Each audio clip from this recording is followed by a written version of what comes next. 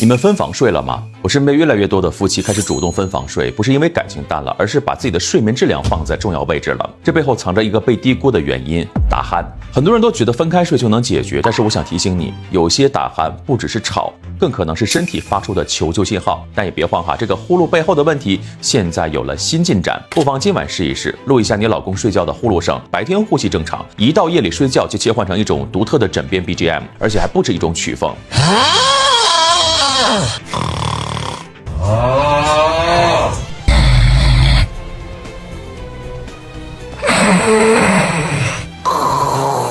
其中可能特别要警惕暂停式，打着打着突然就没声了，安静好一会儿又猛地大喘一口气儿才接上，这种鼾声可能就指向一个常被忽视的健康问题— OSA 阻塞性睡眠呼吸暂停。别觉得罕见哈，数据显示，近年来我国大约每4个人就有1个人患有 OSA， 连奥尼尔这位 NBA 具有统治力的中锋也在2011年确诊了 OSA。他曾经公开讲过，睡眠时呼吸暂停次数多到吓人，导致白天疲惫到训练都难以撑住。一个连职业运动员的身体素质都扛不住的问题，你还会觉得这是一件小事吗？所以如果你家也有一个夜晚自带 BGM 的打鼾人，请认真听一次他的鼾声。如果出现相关的症状，建议及时去正规医院的呼吸科或者是睡眠中心就诊，医生会通过专业的检测来做进一步的诊断。当然也不用过分的紧张， OSA 的药物治疗取得了突破性进展。目前 OSA 的治疗方案包括 PAP 即气道正压通气、药物治疗、外科手术等。我们进一步分析这个 OSA 是如何导致的呢？一个常见的原因可能与肥胖有关。